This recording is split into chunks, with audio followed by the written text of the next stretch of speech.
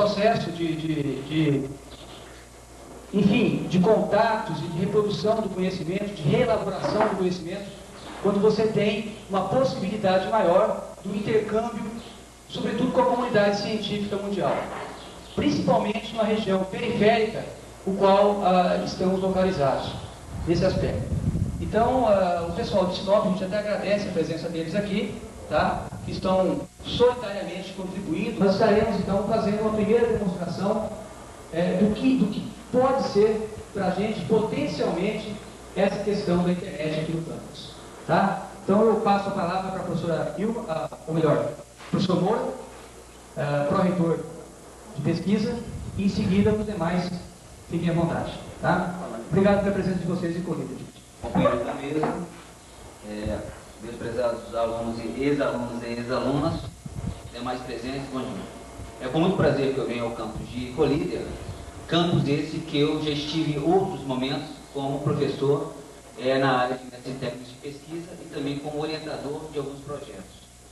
E eu gostaria de dizer que também eu fico muito satisfeito de vir ao campo para a inauguração de algo que eu considero muito importante para a melhoria das atividades desenvolvidas no campus, na área de ensino e pesquisa e possivelmente de extensão, que é a inauguração da internet. Eu acredito que acesso à rede internacional de informações com certeza possibilitará às pessoas que estão fazendo projetos de pesquisa acesso a informações que teriam muita dificuldade de obter via métodos convencionais. E nós sabemos, e vocês sabem, nós sabemos também, as dificuldades que houveram nos primeiros projetos de pesquisa que vocês realizaram, justamente por carência de bibliografia, carência de contato com outras pessoas que desenvolvessem projetos semelhantes ao de vocês, carência de contato com o orientador. Agora, através da internet, vocês tranquilamente poderão acessar tanto os orientadores que estejam em Cáceres, como orientadores que estejam em qualquer outra universidade do Brasil. Outra coisa também que é importante é que a gente, antigamente, o conhecimento dobrava de 200, 300 a 400 anos, o conhecimento mundial dobrava. Atualmente, segundo informações que estão tendo, o conhecimento vai dobrar de 10 em 10 anos. Possivelmente, o conhecimento mundial dobrará em menos tempo ainda. Como ter acesso a isso? Numa grande biblioteca é impossível. As maiores bibliotecas do mundo seria impossível ter acesso. Ter uma biblioteca que tivesse todas as informações.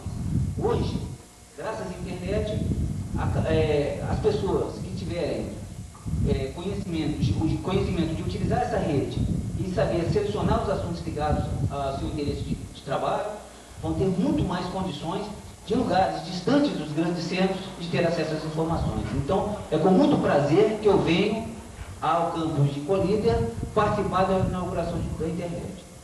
Mas também, eu acho que a gente tem que fazer, de uma forma breve, alguns relatos dos trabalhos da Pró-Reitoria de Pesquisa e Pós-Graduação.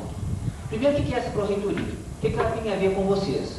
Bom, a Pró-Reitoria de Pesquisa e Pós-Graduação, ela está ligada, prioritariamente, à formação de professores para trabalhar na universidade. Ou seja, os nossos docentes, ao encaminhamento dos nossos docentes para fazer curso de especialização, mestrado ou doutorado. Essa é a nossa atividade. E, secundariamente, a atuação na área de iniciação científica. Bom, então o que nós fizemos? Um breve relato do que nós fizemos nesse período. Bom, nós iniciamos o ano, a nossa gestão, com 30 mestres. No ano passado nós estávamos com 30 mestres. Hoje nós estamos com 53 mestrandos, né? E possivelmente até meados do ano nós estaremos com 63 mestrandos, ou seja, saímos de um patamar no início de 96, num patamar com menos de 30, em torno de 20 mestrandos, e hoje possivelmente nós estaremos até meados do ano com 63. Outra coisa, a própria instalação do mestrado internacional em linguística junto com a Unicamp, projeto esse que já tinha sido discutido na outra administração, mas foi viabilizado na nossa a implantação do mestrado interinstitucional em ecologia através de um convênio com o INPA, que vai começar a funcionar a partir de agosto. Também, na área de especializações, nós viabilizamos o término, convênios com a SEDUC, para terminar especializações que algumas tinham quase mais de 3 anos de duração. Então, graças ao convênio, graças à insistência com a SEDUC, conseguimos recursos para terminar as especializações de matemática no campus de Sinop, matemática no campus de Cáceres, etc. Especializações essas que estavam encroadas. Bom, e também conseguimos viabilizar especializações em Barra do Burles, no campo de licenciatura parcelada, na área ambiental e em Cáceres. E colocamos à disposição também, para o final do curso de vocês, também elaborar projetos de especialização, porque nós vemos que atualmente a educação é algo continuado, ou seja, você faz a graduação, mas as novas necessidades devido à globalização sempre mostram a necessidade constante de capacitação. E, continuando, em relação à questão mais ligada à graduação, o que foi feito? Nós pegamos uma administração onde todas as bolsas eram denominadas bolsas de iniciação científica. Havia mais de 100 bolsas de iniciação, chamadas de iniciação científica. E você procurava o aluno, quer ver sua produção? Ah, não, eu trabalho na biblioteca, eu trabalho na informática, eu trabalho no laboratório. Então nós começamos a ver, estava uma misturada danada, que a universidade não tinha uma política de iniciação científica. Então nós resolvemos transformar a chamada bolsa de iniciação científica em 3 grandes bolsas. Primeira, bolsa de monitoria. O que seria essa bolsa? É uma bolsa destinada a alunos que têm um bom desenvolvimento em uma determinada disciplina e, a critério do professor e do campus, pode haver a criação da figura do monitor, que é a pessoa que vai ajudar o professor nas atividades de idade pedagógica, que é o aluno bolsista em monitoria. Já tem várias monitorias implantadas.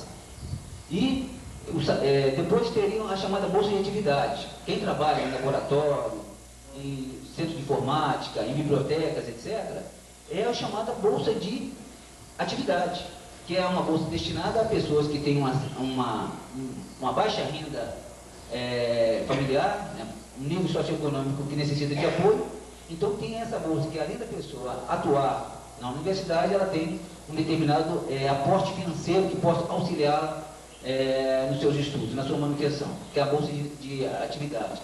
E finalmente teria a bolsa de iniciação científica, que é uma bolsa destinada a alunos que participem de projetos elaborados por professores da universidade.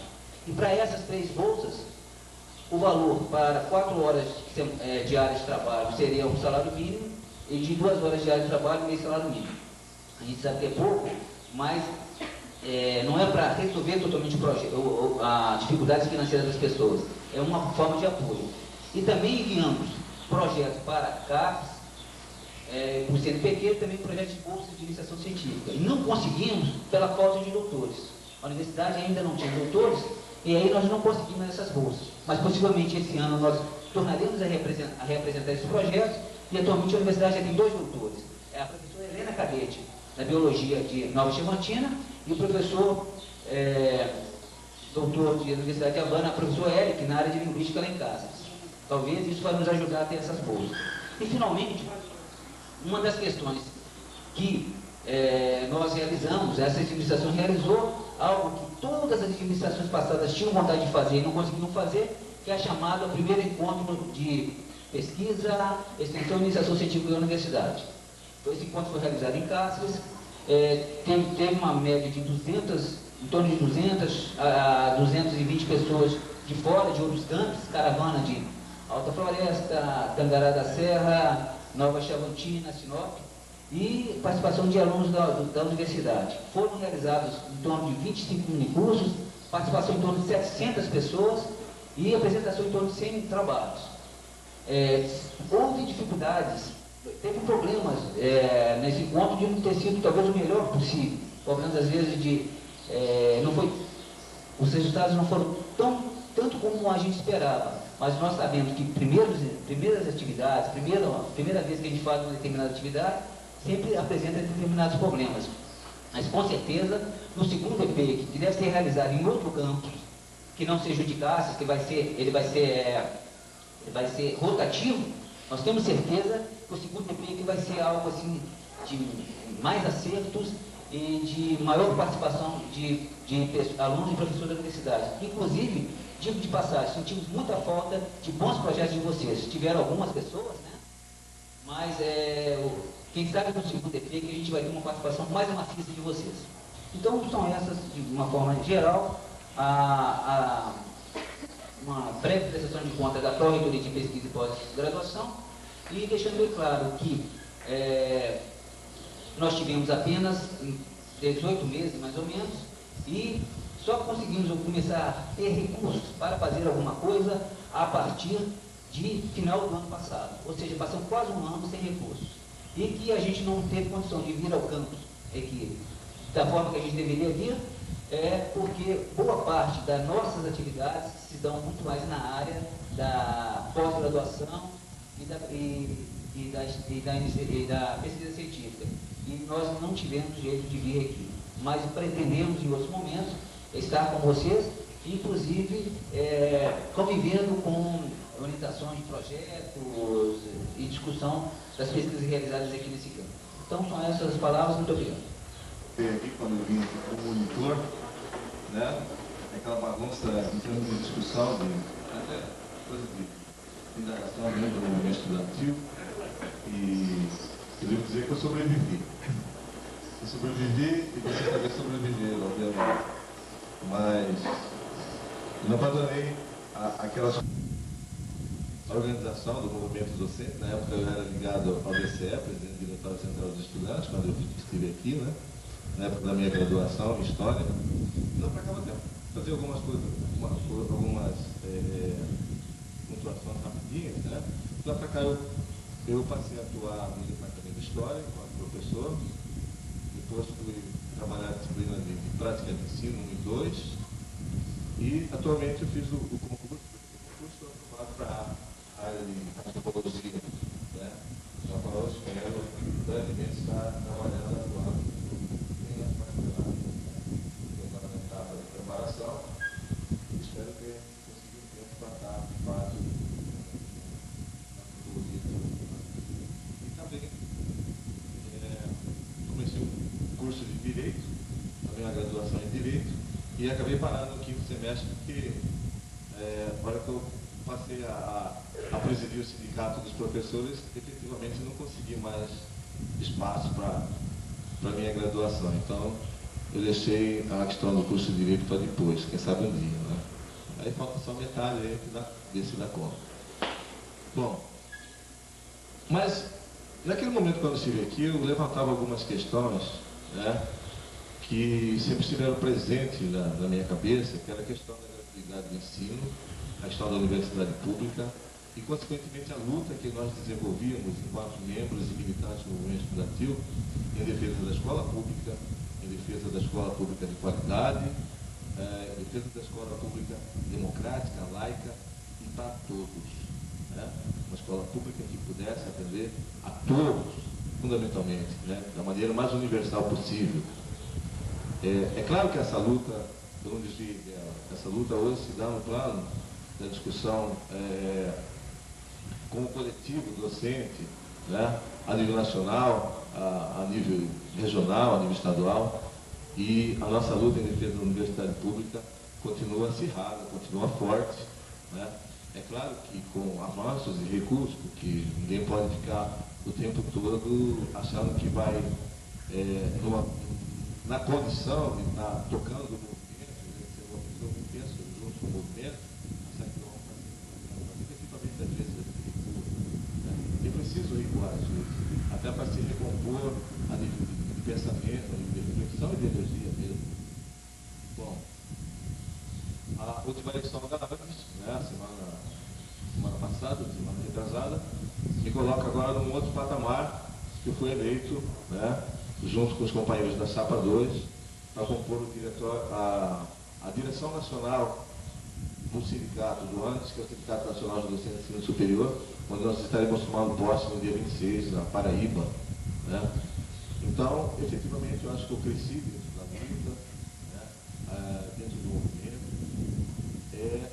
e as coisas foram se tornando mais claras na minha cabeça, para mim também, até no sentido de perceber, olha, o ensino público, a universidade pública, dádiva de ninguém. Historicamente, para nós, né, países, agora vem o Cláudio falando de países periféricos, né, e países divergentes, para alguns países divergentes, né, a internacional assola, corrompe e solapa, estaqueia, né. Isso para nós está cada vez mais claro, que o processo de construção da escola pública, da universidade pública, é um processo que tem que se confundir com a nossa luta. Porque fora da perspectiva de luta não existe a perspectiva do ensino superior gratuito. Está colocado, as universidades federais estão em greve, né, numa queda de braço com o governo, não porque é questão salarial, que é a questão de fundos das universidades públicas. O governo é que coloca dessa forma, como se o professor tivesse o tempo todo lutando só pela questão salarial. Mas, efetivamente, essa greve está colocando a questão de investimento na universidade pública, né?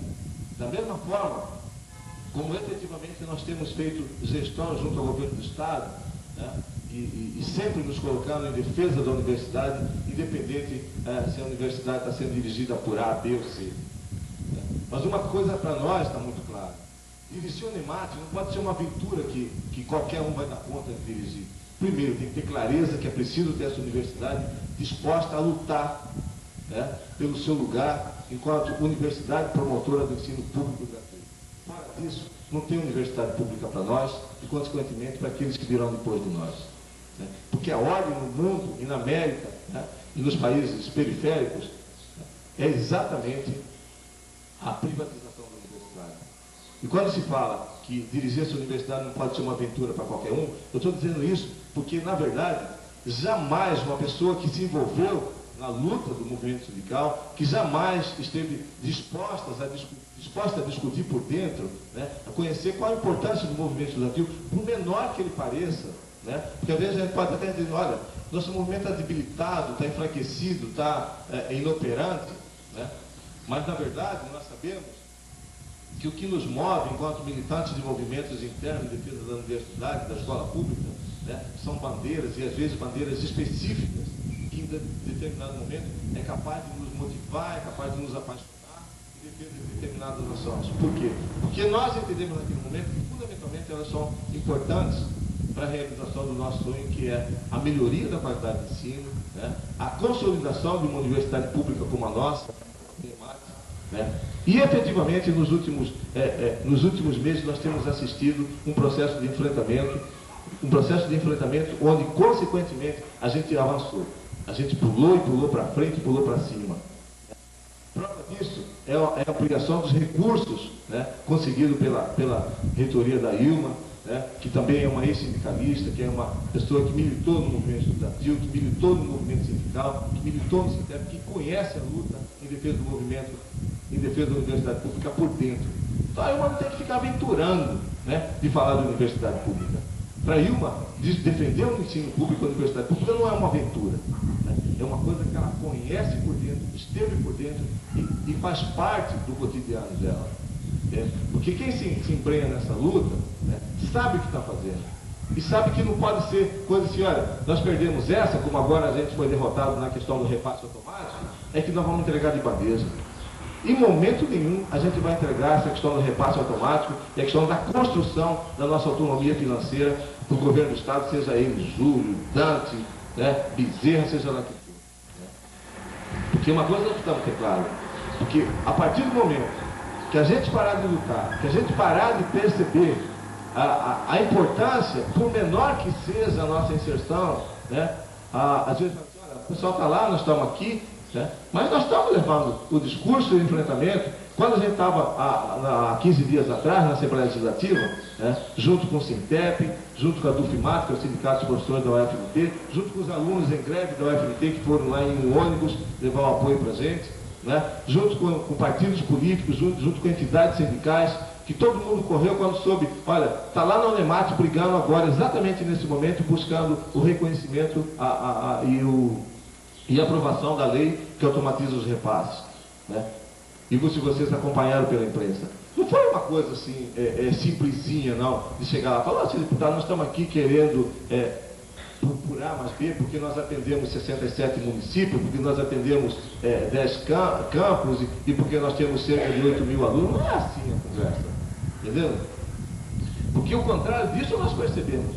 Por exemplo, no mesmo estado Eles estavam lá tramando para rejeitar a lei do nosso repasse automático, eles estavam tramando para aprovar a criação de um campus em Juara e um campus em Juína, e a criação de um curso regular em Barra do Rio. O que significa isso assim? Não é nada? É claro que tem um fundamento lógico nisso. É claro que eles querem a expansão da universidade como nós queremos. Mas eles querem, fundamentalmente, que a gente mergulhe numa aventura que se torne insustentável para nós. Entendeu? Na medida que os parcos recursos que nós temos, e que agora foram ampliados de 100 mil, que nós vivemos, quanto tempo aí essa universidade vivendo com 100 mil reais para cerca de 400 mil reais, até 70, cerca de 400 mil reais mensal. Né? Entendeu? Do GT e acadêmicos, porque a expectativa maior nossa aqui é ouvir o recado da reitora, né? Acima de tudo. Antes disso, gostaria de dar dois informes para todos que estão aqui presentes, se refere à nossa perspectiva, né? Nossa articulação no sentido de ter hoje aqui uma audiência, uma conversa com o seu prefeito Jaime Marques. No entanto, não se confirmou, tendo em vista que ele viajou na segunda dessa semana ainda, e até agora não retornou a colher.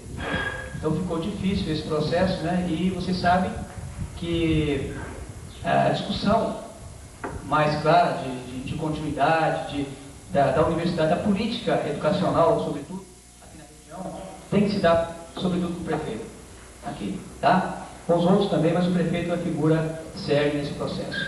Então ficou prejudicado esse encaminhamento, mas nós vamos continuar insistindo, tá? E uma outra informação, mais para o pessoal da mesa, tá? É que nós temos aqui aproximadamente um terço da comunidade acadêmica presente, um pouco mais de um terço, são 100 estudantes ao todo, mas vários justificaram, né, a ausência aqui hoje, porque estão em projetos da rede municipal, atuando como professor, alguns pela distância e dificuldade de estar vindo acolhida, no caso do Guaratã, por exemplo. Tá? E dois dos cursos que nós temos aqui, das parceladas, não estão acontecendo no encontro agora, apenas o de matemática. Tá? Isto posto, eu passaria finalmente a palavra para a professora Ilma Ferreira Machado. Fique à vontade, professor.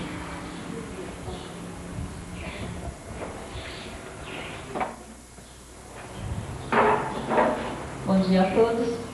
Nós estamos colocando, né, o porquê desses contatos para fazer uma avaliação dos trabalhos da universidade. Né? Não é apenas porque a avaliação tem que ser feita, mas fundamentalmente, e eu que trabalho a questão da avaliação, acredito muito nisso, né, defendo essa concepção, porque avaliar é fundamental para que nós possamos redirecionar os caminhos dentro da instituição, no âmbito pedagógico, no âmbito administrativo, político também. Nós fizemos uma avaliação no ano passado, da minha licença gestante, no mês de agosto, com representações da comunidade acadêmica, né, não foi mais abrangente, havia até a proposta de se fazer um fórum, né, mas eu creio que também não está descartada essa possibilidade daqui para frente. Então, de forma que ao longo desse 1 ano e meio, quase, né, 1 ano e 5 meses de gestão, e na iminência já de deixar o cargo também, que aconteceria agora no mês de agosto, no início de agosto, nós estamos colocando para toda a comunidade acadêmica o que nós conseguimos encaminhar e como nós trabalhamos à frente da universidade nesse período. Bom, primeiro, nós partimos já nas discussões iniciais das eleições do ano de 96, né, para a reitoria da UNEMAT, de uma concepção de universidade onde nós não nos contentávamos apenas em ser formadores de profissionais, em trabalhar apenas no ensino ou em apenas socializar o conhecimento. Porque a universidade, o papel fundamental dela é de gerar e socializar conhecimento. E nesse âmbito se coloca a importância fundamental do ensino e da pesquisa. Não relativizar nenhum nem outro, mas trabalhar e focar os dois com a mesma importância. São essas atividades fundamentais dentro da instituição. E, logicamente, os desdobramentos se dão a partir da formação, a qualificação de profissionais, a partir de projetos de pesquisa, a partir de outras frentes de trabalho que atendem, né, que atendam aos interesses da comunidade, às necessidades que são colocadas. Então, a partir disso, o que nós nos propusemos a fazer? Vocês devem estar lembrados, nós estivemos discutindo aqui, né, antes e pós-eleição, os encaminhamentos tomados, as metas propostas. E uma delas é lutar pela autonomia da universidade. E nesse processo, nós colocamos e encaminhamos a luta pela regularidade e pelo aumento dos repasses financeiros da UNEMAT. O professor Arthur colocava ainda há pouco, né, rapidamente, a importância que teve para a universidade, e eu gostaria de estar explicitando, né, o que isso significou e como se deu. Nós passamos praticamente o mês de 97 até o mês de julho sem nenhum repasse por parte do governo do Estado, né? A partir de agosto do ano passado é que nós conseguimos estabelecer uma relação mais institucional com o governo do Estado, uma relação mais tranquila e mais respeitosa, à custa de muita luta, não apenas da reitora, da sua equipe, mas uma luta e um compromisso assumido pela representação do Estado, representação da comunidade. E nós, como nós pensamos que deve ser uma gestão democrática e coletiva à universidade, nós fizemos isso. Chamamos também a responsabilidade da comunidade acadêmica e, fundamentalmente, não só para dividir responsabilidades, mas para que se sentisse, né, o peso das negociações, né, o peso da falta, né, de uma definição relacionada à política mesmo do ensino superior dentro do Estado, onde tem peso maior na questão dos repasses financeiros. Então, foi graças a isso que nós conseguimos triplicar, né, os valores dos repasses financeiros, saindo de uma cota 120, 150 mil ao mês para 300 mil. Né? Isso não significa que já basta para nós. De forma alguma, porque o nosso orçamento está previsto uma cota para esse ano de 700 mil vezes. Então, dá para fazer rapidamente aí o cálculo de quanto nós estamos perdendo. Né? Mas significa um avanço em relação ao estágio que a gente vivia antes, né? Porque nós também conseguimos estabelecer, junto à Secretaria de Fazenda, a equipe econômica, um calendário de repasse. Todo final do mês, esse recurso cai na conta da UNEMAT e é feita uma distribuição entre os campos universitários. E a distribuição veio no sentido de dar, né, um investimento básico às atividades no meio da universidade. Uma outra questão foi o próprio processo de regimentação da universidade, partindo aí da revisão adequação de algumas normas, algumas resoluções que estavam ultrapassadas, algumas resoluções ad referendum, né, que vigoravam e algumas estão vigorando ainda. Então, o ad referendum tem um tempo de vida curto, até o próximo conselho. Né? No entanto, na instituição antes se funcionava a base de ad referendum. Né? E descaracterizando a importância dos conselhos, dos fóruns de debate e de deliberação dentro da universidade. Né? Isso não sou eu que estou dizendo, estão lá os documentos que provam isso. Né? Então, esse foi um papel também que nós tivemos, e porque há necessidade de se encaminhar também dentro disso o credenciamento da universidade. Então, um projeto de credenciamento, processo de credenciamento encaminhado ao Conselho do Estado, o Conselho Estadual de Educação, no início do ano, teve o seu relatório parcial aprovado, sem necessidade, né, o que é importante destacar, de se fazer nenhuma adequação. E o que significa o credenciamento para a universidade? Né? O credenciamento significa autonomia administrativa e pedagógica que, de fato, nós ainda não temos. Um exemplo é a criação de cursos. As outras universidades, né, já consolidadas, já credenciadas, elas decidem, vou criar um curso tal, né, decidem seus conselhos, com as condições estabelecidas e criam os cursos. A universidade não. Todo esse processo de autorização, criação de curso, passa pelo Conselho Estadual de Educação. Né? Emissão de diplomas de 2 cursos reconhecidos, Letras e Pedagogia, da SED. A emissão de diplomas, mesmo assinado pela reitora, pela pró-reitora de ensino, só acontece com a chancela da UFMT, porque pela LDB, quando uma instituição não é credenciada, esse papel pode ser feito para a instituição mais próxima, geograficamente mais próxima. E nós temos ali a UFMT que colabora conosco na assinatura, no registro desses diplomas. Então, com o credenciamento, nós passamos a ter poderes para fazer isso também. Como passamos a ter poder para definir questões relativas à carreira do pessoal, plano de cargos e salários, que hoje nós também não possuímos. Né? Então, são encaminhamentos que foram feitos da mesma forma relacionado ao reconhecimento dos cursos, né? De modo que nós estamos aguardando desde o mês passado já as comissões que estarão verificando em cada campus as condições de funcionamento da universidade. Então, provavelmente, por esses próximos dias, né, todos os campos estarão recebendo essas comissões avaliadoras, né, para constatar se aquilo que está colocado em termos de projeto de universidade corresponde à realidade que nós temos. Né? Eu sei que alguns cursos, alguns processos de reconhecimento de curso, a exemplo de vocês, né, sofreu uma demora maior para ser encaminhado. E aí, nós queremos dizer com a maior tranquilidade que da parte da Pró-Reitoria de Ensino foi feito um trabalho incisivo, contundente, no sentido de se encaminhar todos os processos com a maior agilidade possível.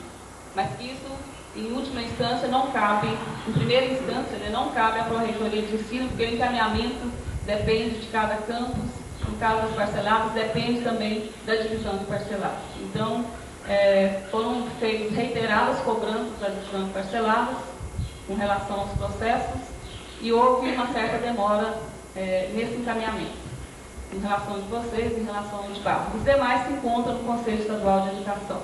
Mas como o curso ainda está em andamento, né, eu creio que o tempo ainda está dentro do tempo para que se encaminhe, né, para o reconhecimento.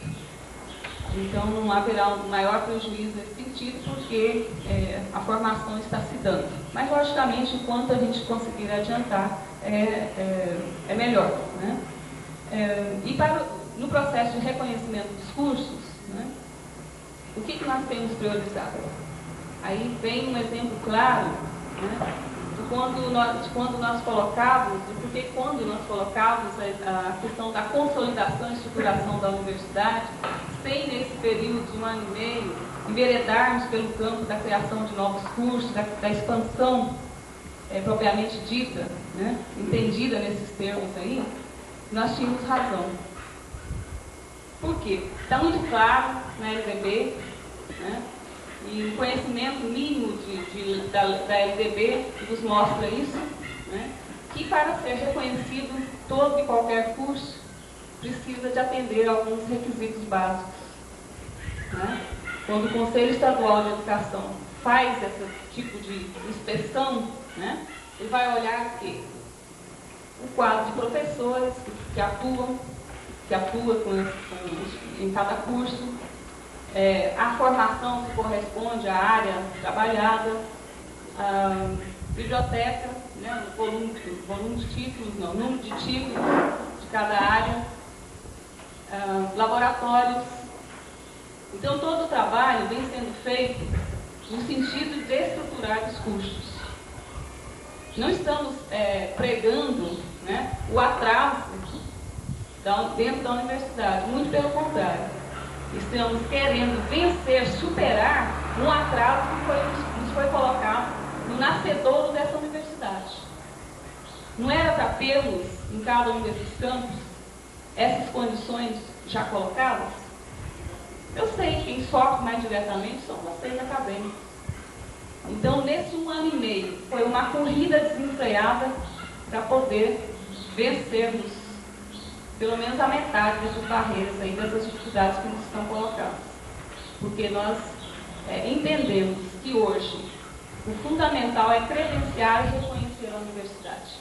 Mesmo porque, por falta desse credenciamento, nós estamos proibidos de criar novos cursos. O Conselho Estadual de Educação foi taxativo. Não se cria nada enquanto não reconhece de fato a universidade. Então é esse processo, quando nós colocamos, às vezes, a primeira pergunta que nos fazem, né? Vem novos cursos para cá? Vem, mas não agora. Né? E eu já coloco aqui também. Campus de Colíder, vem novos cursos? Vem, mas não agora também. Né? Nós temos essa discussão dentro do plano de desenvolvimento da universidade e estamos fazendo isso com o pé no chão mesmo, né? Analisando todas as condições, as situações que nós já passamos e como nós vamos garantir, né, as condições para que esses cursos nasçam e cresçam e se constituam com a qualidade mínima necessária ao processo de formação profissional e desenvolvimento do ensino da pesquisa. Né? Então tem critérios básicos aí a serem observados. Ainda dentro do processo de uma outra meta também foi a valorização dos técnicos administrativos e do quadro docente, né? Que se confunde, de certa forma, essa questão com a organização administrativa e política da universidade. Né? Porque nós, com o concurso, tivemos a possibilidade de regularizar o quadro docente, né? Já que mais da metade dos professores eram interinos, né? Então, não tem um reflexo mais direto para os campos de parcelados, mas tem, né, daqui mais para frente, à medida que esse quadro, né, efetivo da universidade pode estar com maior frequência atuando também nos campos parcelados. E o quadro mais efetivo dá a possibilidade de a instituição investir na qualificação profissional. Né? O professor Moura falava a respeito dos cursos de pós-graduação que já foram implantados na UNEMAT e do incentivo à saída para a pós-graduação. E também, mais uma vez, nós lembramos dos requisitos aí da LDB, que até para ser considerada universidade, né, para ser considerada universidade, a instituição precisa ter 1/3, pelo menos, do seu quadro docente com mestrado ou doutorado. Pelos cálculos, né, professor Moura, no ano de 99 a UNEMAT já estará atingindo esse percentual aí. Então isso também é condição que dá maior tranquilidade para a UNEMAT, né, enquanto instituição. O concurso dos técnicos administrativos também está em andamento, né, e traz também a possibilidade de você ter, né, a efetivação desse quadro e também fazer o aprimoramento, né, das atividades administrativas no interior da instituição. Então isso tudo soma, né, são elementos que somam para a estruturação da nossa universidade, e o que eu acho interessante estar destacando. Né? Uma outra questão também que nós nos propusemos foi a melhoria do sistema de comunicação. Esse é um dos grandes gargalos da instituição. No campus de Cáceres, né, em relação aos demais campos, essa é uma cobrança séria e antiga. Né? Há 8 anos que eu estou na instituição, acho que a questão era bem pior, nós estamos melhorando um pouco, né? Melhoramos um pouco, mas ainda precisamos avançar mais. Um pouco depende da estruturação, em grande parte, melhor dizendo, depende da estruturação também da universidade. Sistema de telefonia, né? Quem liga para Cáceres, o Cláudio às vezes fica bravo, liga lá, está ocupado, só está ocupado, né? Os outros campos ligam. Da mesma forma de Cáceres, para alguns campos também às vezes dá problema. Então, em Cáceres, que é a sede, que tem esse papel, né, de atender a 9 campos universitários, imagine a complicação que dá. Nós passamos por uma reestruturação do sistema de PABX e tivemos que adquirir um número maior de linhas telefônicas. Aí com essa mudança da telemarketing, né, deu uma parada, mas agora retorna, né, e provavelmente nós estaremos implantando essas linhas telefônicas lá, para o melhor atendimento.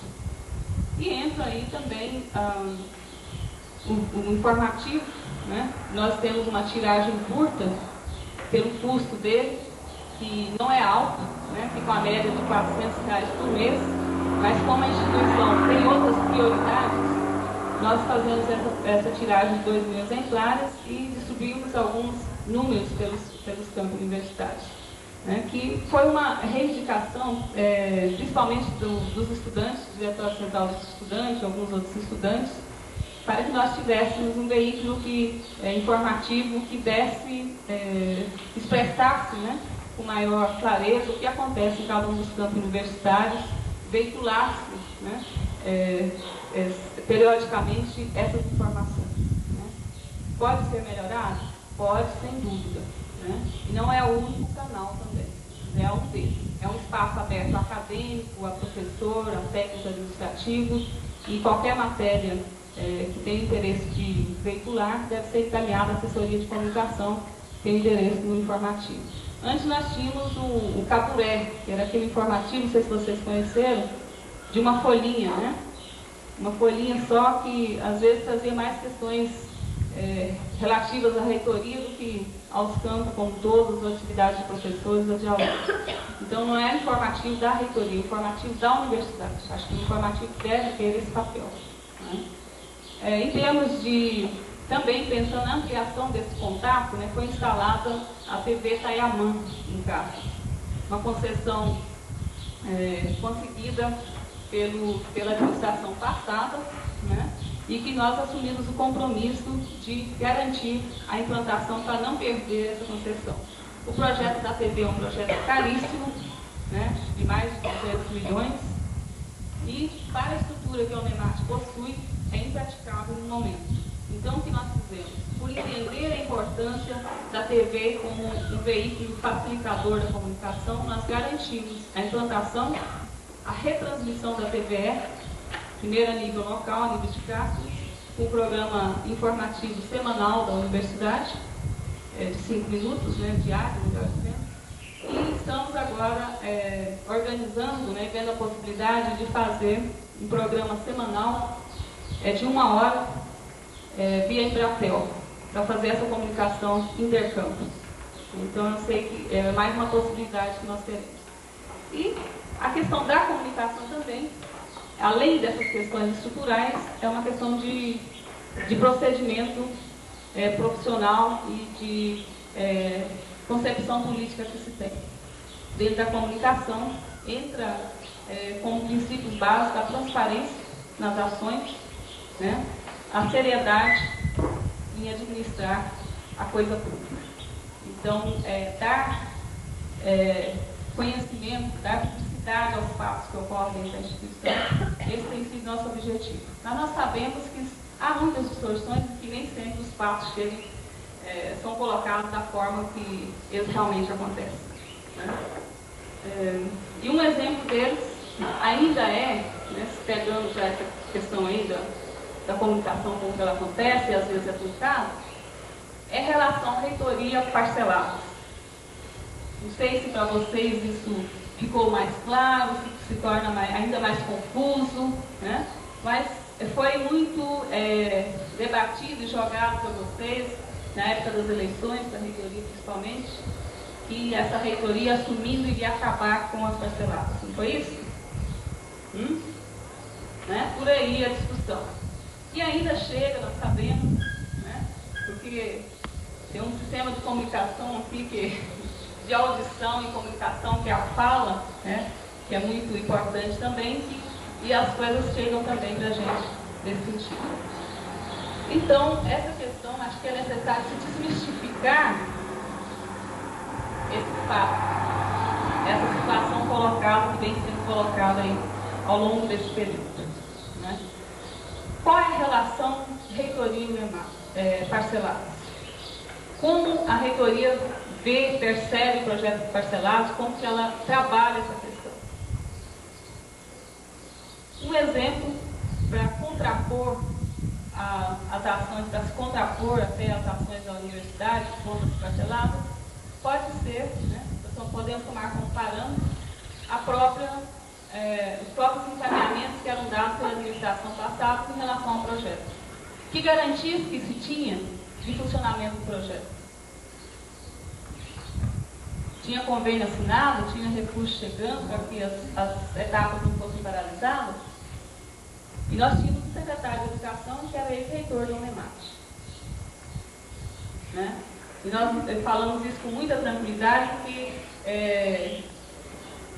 conhecemos há muito tempo o professor Maldonado, sabemos do carinho que ele tem pelas parceladas, né? Foi um dos mentores do projeto, mas nós colocamos para ele também, quando assumimos a administração da universidade, que não basta apenas ter carinho. Acima de tudo, é preciso ter um compromisso efetivo, uma responsabilidade efetiva, institucional, para com o projeto. E foi pensando nisso que nós batalhamos duramente para a assinatura do convênio do projeto Parcelados. E se houve algum atraso do final do ano para cá, quando os repasses dos recursos devem ter sido colocados, mas que são devidos à SEDUC, questões de planejamento, orçamento, que houve problema no Estado todo, praticamente, todos os órgãos públicos, em relação à rubrica orçamentária, cota de orçamento. Aí a SEDUC teve necessidade de fazer alterações, né, nas fontes, passar da fonte 121 para 280, para viabilizar o pagamento. Então, se houve atraso, eles ficaram circunscritos, né, a esses problemas técnicos, principalmente.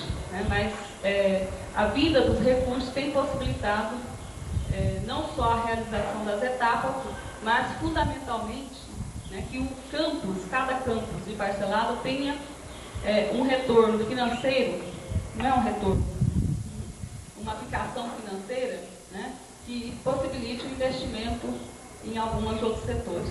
Né. Isso vai ser sentido com mais ênfase, eu creio, né, professor, daqui para frente, porque a situação do convênio foi equacionada agora no mês passado. Né. Então, e parece que esse é um elemento, né, que deixa patente qual é a responsabilidade nossa e como nós vemos o projeto. A importância dele. Não somos tontos, né, nem míopes em desconhecer a importância do projeto de qualificação dos professores. Tanto que nós estamos discutindo a ampliação do projeto, né, o da Parcelados participa da elaboração desse projeto de qualificação dos professores, o professor João de Deus. Né. Estamos discutindo um projeto para o Estado, para ser discutido com a SEDUC e o FMT, mas que tenha bases consistentes para ser operacionalizado. Porque essa questão de...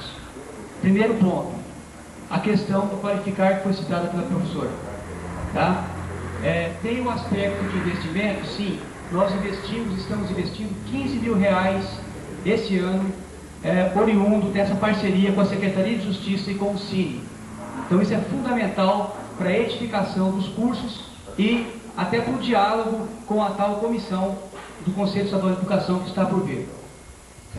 Já se nota algumas diferenças a nível da biblioteca, a nível de alguns equipamentos, mas 15 mil não é muito recurso, porém, para quem não tinha nada, já é alguma coisa. Outra questão importante nesse sentido como disse a professora, o convênio que foi gestado junto à Secretaria de Educação, que com sinceridade, todos aqui não são crianças, sabiam muito bem de que a gente passava por um processo difícil, muito complicado, e que o nosso futuro aqui estava míngua. Que a gente não sabia efetivamente se a gente iria terminar os cursos ou não. Essa é uma realidade. Até hoje o nosso fluxo de caixa para as prefeituras não passa de R$3 mil por mês. Tá? E aí a gente se segurou. Alguns até desistiram, professora.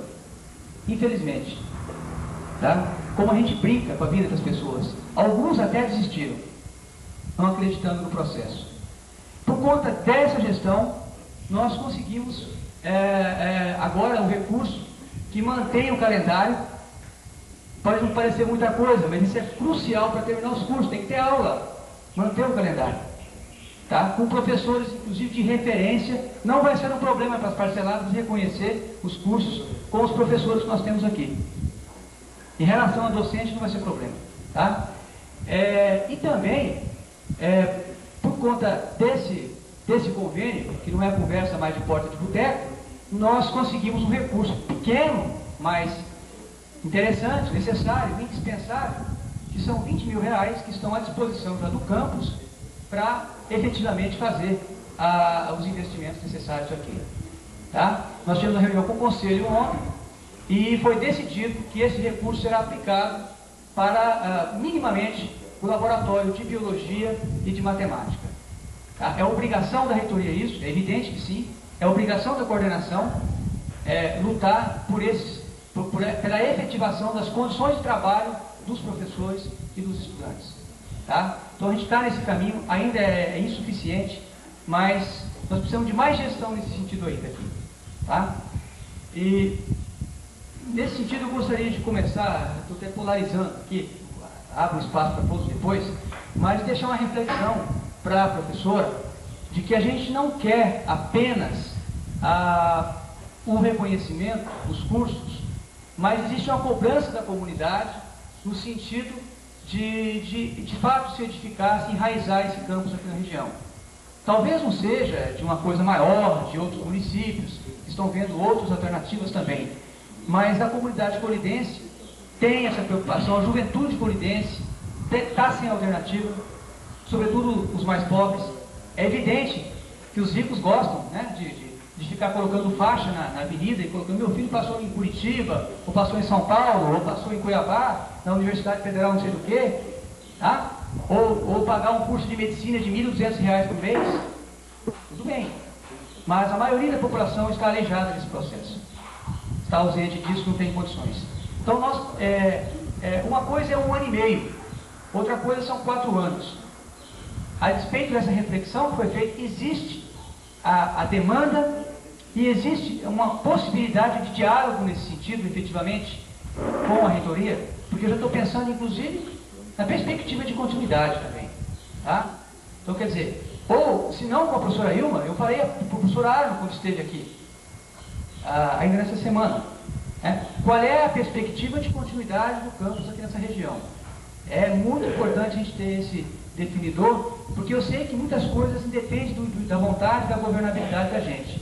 Mas qual é a disposição que se tem nesse sentido?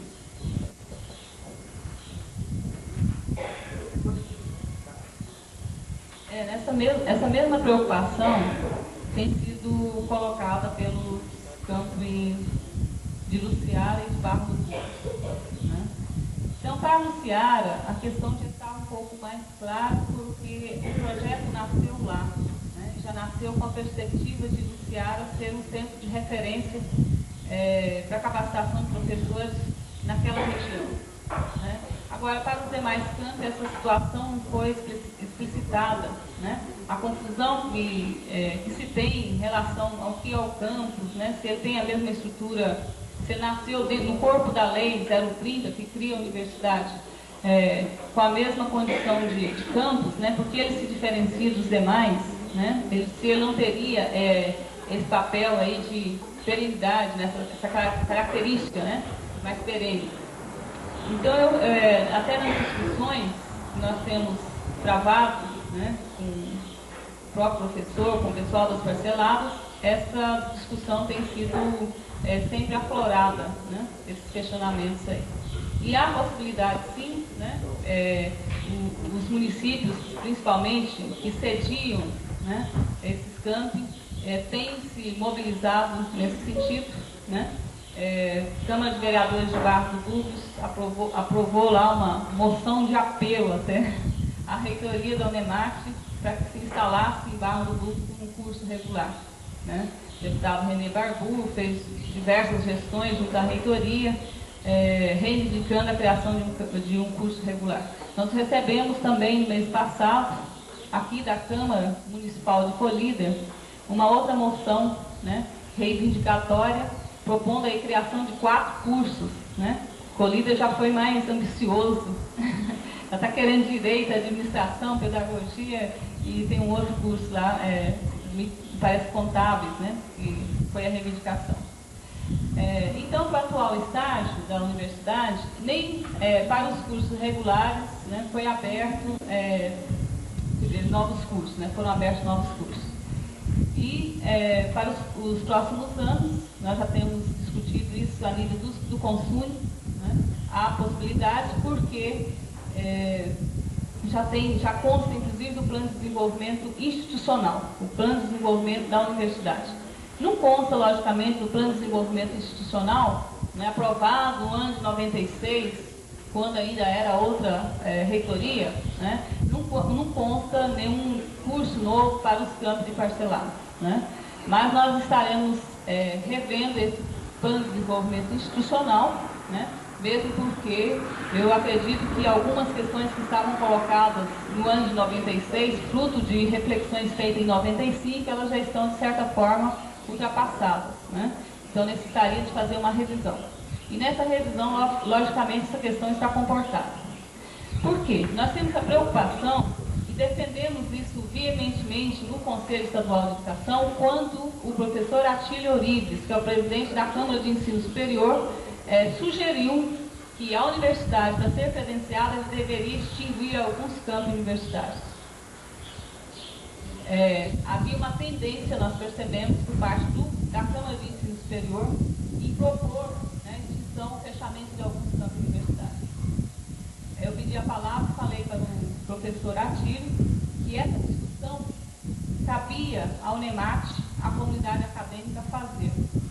Decidir se cria, se extingue ou não, cabe à comunidade acadêmica.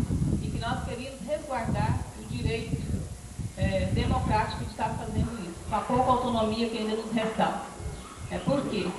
Porque nós entendemos que aquela comunidade que lutou, como vocês lutaram aqui, para trazer um campus universitário para cá, a exemplo das demais, não vão abrir mão desse campus. Vão querer, muito pelo contrário, reafirmar a existência desse campus aqui. Então, eu coloquei ainda mais, né, que é muito pelo contrário, né, se caminhava na perspectiva de consolidar cada um dos campos universitários. Então, concretamente, o que é possível que a gente tem pensado a respeito dos campos parcelados? Uma atividade que já vem sendo executada por Barra do Bugres é o atendimento a nível de especialização, oferecimento de cursos de especialização. Aí reforça o convênio com a prefeitura, né, porque você está atendendo formação de profissionais também, um outro nível, né? Então, tem interesse por parte do poder municipal e estadual, das prefeituras e do estado em relação a isso.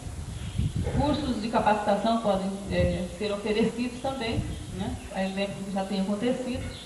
E cursos regulares, né? Com talvez uma caracterização diferente do que se tem hoje na universidade, até pela demanda, né? Pensando aí no atendimento à demanda, né? Então, essas questões, eu creio que carece de se definir com maiores detalhes, porque o que nós temos são suposições, sugestões, reivindicações, tudo com ONs, né? Aí faltam também algumas condições, né? Então, nós precisamos colocar no papel, com a maior clareza possível, né, o que realmente é melhor, por exemplo, para Barra do Bugres, para a Colíder. Comporta aqui um curso regular, permanente, para atender até quando que vai isso? Uma turma especial. Então, essa avaliação tem que ser feita também pela comunidade acadêmica, principalmente pela comunidade local, né? Comunidade acadêmica e comunidade local. E chegarmos, né, à estruturação desses cursos, que as possibilidades existem sim, né? E só para concluir, né, essa reafirma aí, é uma batalha não só de vocês, mas também de todos os outros campos. E é um problema não um problema ruim, né, mas uma coisa boa, porque a universidade, na perspectiva de seu desenvolvimento, além da estruturação do que já existe, tem que estar investindo nessa parte aí, né? De estruturar o que tem para melhorar os trabalhos e também para você ter melhores condições de atender novas tarefas, novas demandas.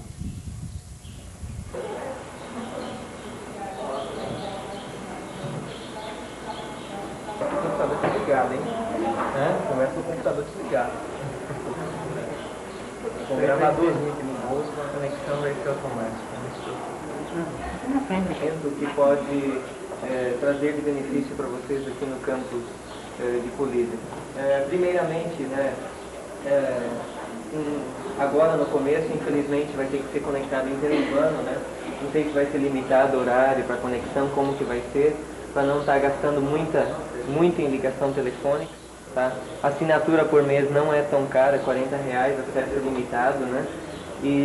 Mas a ligação é interurbana, então a partir do momento que você está conectado, nós em Sinop nós pagamos ligação local só.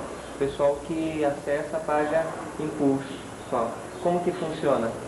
Você pega o microcomputador, uma placa de fax modem ligado à linha telefônica, que aproveita, em vez de voz, dados, né? Então você está acessando dados. O que você pode acessar? Você acessa outras bibliotecas de outras universidades, correio eletrônico com comunicação. O que seria correio eletrônico? É uma carta digital, né? Você manda ela, escreve, imediatamente quando você clica em enviar, ela já vai para outra pessoa que está conectada em São Paulo, Rio de Janeiro, qualquer lugar, ela recebe na hora, né?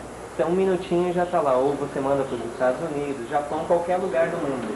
Então, aqui, né, do jeito que está funcionando agora, você pode acessar qualquer endereço de qualquer lugar do mundo, né, desde que esteja na internet, né? Por exemplo, agora o campus de Colíder, o pessoal aqui vai estar trabalhando, vocês vão estar mandando informações para nós, que a gente vai colocar na internet. A gente vai criar um endereço próprio para vocês. Tem correio eletrônico, né? Tem 3 correios eletrônicos, um é para ser usado na secretaria, para receber as mensagens oficiais do campus, outro correio eletrônico para o aluno e outro para o grupo de trabalho, né? São 3 correios que vão ficar à disposição de vocês e possivelmente, eu acho que o campus, a tendência é aumentar o número de computadores na rede. Por que colocar computadores na rede? Porque daí você acessa numa linha telefônica só 3 ou 4, 5, 10 micros, pagando só uma ligação. Mesmo porque daí divide, por exemplo, 10 micros conectados interurbano, é a mesma coisa que 10 locais, então colocando em rede, o custo por micro cai muito, né? Então, por exemplo, uma assinatura de R$40, 10 micros conectados, dá R$4 cada micro por mês, né? Isso é irrisório, o tanto de informações que você pode ter na internet, né? Então, primeiramente, essa aqui é a página da Unemat Campus de Sinop, né? E então ela está sendo assim mudada diariamente, a gente sempre está mudando. Até, Jonatas, senta aí um pouquinho e mostra entra em alguns lugares aqui. Por exemplo, aqui, você clica no mapa, no campus respectivo, aqui o São Félix aqui já está sendo corrigido, tá? Por exemplo, Colíder, clica aqui em Colíder. A cidade de Colíder, a gente só tem informações da cidade, por enquanto. Do campus não foram colocadas informações ainda. Então, você, ao clicar, você já consegue do histórico de Colíder, clima, população e assim vai. Mas o interesse não é só isso. Por exemplo, você quer entrar em outras páginas, pega links, por exemplo, pega jornais. Só um exemplo, à noite, vamos supor que vocês tenham aula até 11 horas, ou 10 horas aqui à noite. Vocês acessando a internet às 10 horas, você já pega todo o jornal do outro dia, no dia seguinte. Quer dizer, um jornal impresso, para ele chegar aqui em Colíder, eu não sei quanto tempo demora, mas em Sinop ele chega com um dia de atraso. Então, aqui você pega um dia antes o jornal. Então, isso pega, por exemplo, aqui tem jornais de grande centro, pega uma circulação nacional, Folha de São Paulo, por exemplo. Aí você pega a Folha de São Paulo, na hora, um dia antes, você já está pegando as informações. Isso assim, eles jogam tipo 10, 11 da noite e já tem o jornal do dia seguinte à disposição. Aí aqui que você acessa aqui também. Grupos de notícias, debates, você entra em contato com professores. Por exemplo, o nosso suporte lá do campus de Sinop Informática, a gente não tem na cidade pessoal habilitado para dar suporte suficiente. Para nós nos deslocarmos fisicamente para São Paulo, para Rio de Janeiro, custa muito, o custo é alto. Então a gente, através do correio eletrônico, entra em contato com os profissionais de São Paulo, Rio de Janeiro, eles mandam para a gente na mesma hora. Olha aqui, essa aqui é a capa do jornal de hoje, né? Por exemplo, Lula encosta em FHC, mostra pesquisa, data...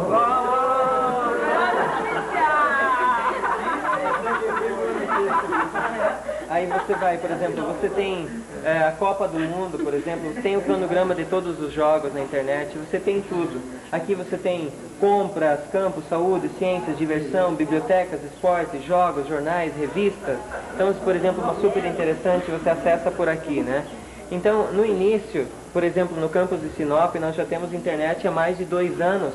Agora que o pessoal está começando assim, entrar mesmo, para valer, né? Que o pessoal está começando a despertar para esse lado e eles, assim, começam a perceber que é necessário, que faz parte do cotidiano, né?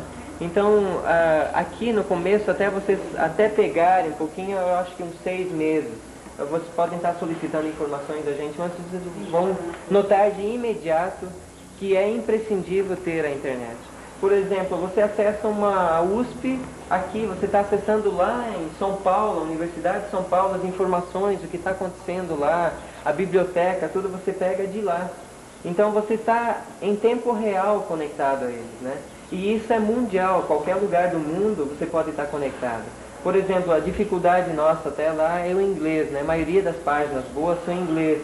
Mas a gente usa tradutor, tem tradutores na internet, aí a gente traduz a página de inglês para o português, automaticamente é traduzida. Só que daí tem páginas, por exemplo, palavras, que elas não, por exemplo, porta. Tem porta de micro, porta de carro, porta de casa. Então o tradutor não consegue traduzir na íntegra o seu texto. Então muitas vezes ele sai desvirtuado, né? Então você não consegue, assim, uma tradução legal. Então o bom mesmo é estar aprendendo uma outra língua. Acessando jornais, por exemplo, quem conhece espanhol, de Espanha, e assim vai, né? Projetos, por exemplo, vocês têm projetos aqui no campus, vocês podem estar colocando artigos. Entra no projetos, primeiro mostra projeto, depois mostra os artigos nossos. Por exemplo, nós estamos coletando artigos de acadêmicos, de professores, de funcionários. Quem tem um artigo, coloca na internet, tá? Coloca na internet o artigo, qualquer lugar do mundo tem acesso, tá? Então, o endereço próprio vai ser criado para a Collider também, aqui, né? www.unemate.br/Collider. Então vocês vão ter um endereço próprio. Assim como vocês já têm o correio eletrônico, vocês vão ter um endereço para a página de vocês, específico de Collider, né? Só vocês têm que fazer é coletar informações, o que vocês querem colocar sobre a cidade, sobre projetos, sobre o campus histórico. Isso tudo é parte de vocês. Vocês têm que fazer isso para colocar no... Como implantar isso aí? Aí tem que mandar para o provedor. No caso, vocês estão conectados com a gente em Sinop. Aí tem que mandar lá... Mandar um disquete para lá? Isso, manda o disquete com as informações, o que vocês querem que seja colocado, que a gente passa para a linguagem HTML, faz a programação. Dá para colocar todos os projetos acadêmicos aqui? Isso, pode colocar projetos acadêmicos, tudo pode estar colocando aqui. Né? Aqui são artigos, por exemplo. Aí tem alguns artigos aqui de professores, né? Falta colocar alguns ainda. Então você coloca o artigo. Tem que mandar pode mandar É um artigo de cartilha amada idolatrada, eu posso mandar isso por Isso, no disquete. Artigo da Imonete dele? Cartilha da Imonete, amada idolatrada, Isso, tá. Aí, por exemplo, sobre o vestibular, né? Você consegue as informações aqui, a partir do momento que está lá, você já pega o edital do vestibular, quando vão ser as provas, o cronograma, você pega todas essas informações. Sobre a cidade, por exemplo, entra na cidade de Sinop, tem uma foto da cidade, podem estar mandando fotos e assim vai. Então vocês, eu coloquei aqui alguns, vocês podem entrar em links depois, tem grupos de discussão em matemática, de universidades, então vocês que têm que pesquisar, né? E quando você quer palavras-chave, você quer pesquisar mesmo, você entra no grupo de pesquisa, aí você coloca a palavra-chave e aí procura, faz um rastreamento, o que tem cadastrado na internet para poder ver se tem um assunto referente àquele assunto que vocês solicitaram. Então, assim, eu não sei o que mais vocês gostariam de saber. Dificuldade terceira aqui, pode mandar imprimir, você puxa a página e manda na impressora? Manda na impressora, pode. Só colocar na impressora, você manda imprimir. É o que o pessoal tem feito, por exemplo, o seguinte, nós colocamos lá em Sinop, na salinha de pesquisa, na biblioteca, nós colocamos um bolsista de manhã e outro à tarde. Aí o pessoal que não tem tempo, porque lá fica 24 horas na disposição ligado, só que a disposição fica das 7h30 até as 10h30 da noite. o aluno, o professor, funcionário que quiser usar a internet, utiliza. Só que é local, então o custo é bem mais baixo, né? Aqui o custo é muito alto por causa da ligação interurbana. Então o pessoal assim que não tem tempo, liga para o campus ou anota o nome com o bolsista. Olha, eu quero saber sobre projeto de resolução de problemas na área de matemática. Aí o bolsista pega durante o dia, quando ele tem tempo, ele pega e procura e imprime e à noite entrega para o grupo. O grupo pega, já tira fotocópias e tudo mais, todo mundo tem informação. Então o pessoal que não sabe navegar também solicita. Aí vocês têm que estar montando aqui juntamente com a coordenação, por exemplo, o funcionário da biblioteca ou da coordenação, da secretaria, não sei como que vai ser, que vai tomar conta da internet aqui. Então vocês solicitam a pesquisa, procura sobre isso para mim a hora que vocês tiverem um tempo. Aí a pessoa vai procurando com o tempo na internet, achou 10 textos sobre isso. Imprime e tira fotocópia para os demais. Ou seja, você tem que estar olhando o lado do custo, né, de início, enquanto que não tem um provedor aqui para estar ligando o local. Então tudo isso vocês têm que estar levando em consideração aqui para o campus. Então bem por isso a gente já está montando a rede.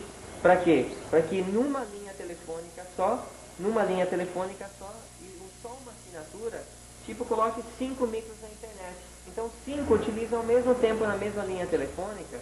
E aí, o benefício é bem maior, porque 5 estão acessando de uma vez só e paga só como se um tivesse conectado. E acesso diferenciado? Acesso diferenciado, páginas diferenciadas, endereço diferenciado, tudo diferenciado, não precisa ser igual. Tá? Não tem, independente cada um no terminal. Então assim que o nosso sistema em Sinop, por exemplo. A gente tem a rede, a gente tem 25 micros interligados na internet lá em Sinop. Então ficam 10 no laboratório, 1 na coordenação, 1 no projeto Memomate, por exemplo. 2 na biblioteca, que vai aumentar para 6. 1 em cada departamento, 1 no CPD, 1 na assistência técnica. Então cada assessor tem sua internet. Quer dizer, está 24 horas conectado. O professor tem a chave da sala. Eu quero ir lá navegar de madrugada. Vai lá, entra, navega a hora que quiser, né? Então a gente tem isso lá no campus de Sinop, né? Isso foram 2 anos de trabalho para chegar a esse ponto, né? Para conseguir estar implantando esse sistema. Gerson, o que vocês fizeram lá? Sim. Tá? Então eu queria ver da possibilidade de ficar alguém da equipe de Sinop, pelo menos uma semana, orientando. Direto tem a página do MEC aqui. O Diário Oficial, uma publicação do Diário Oficial, você pega direto na página. Tudo. Você pega aqui, você não precisa ficar procurando olhar jornal do prédio. Você pega por aqui. Então, você me perguntar alguma coisa, aí o que vale é a prática. Uso, até configurar mais 1 ou 2 micros aqui para estar colocando à disposição de vocês. Então, até fazer isso. Gil. Aqui no Telenor tem.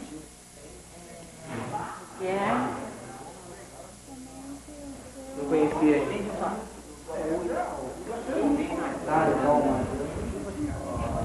Tive a oportunidade de fazer.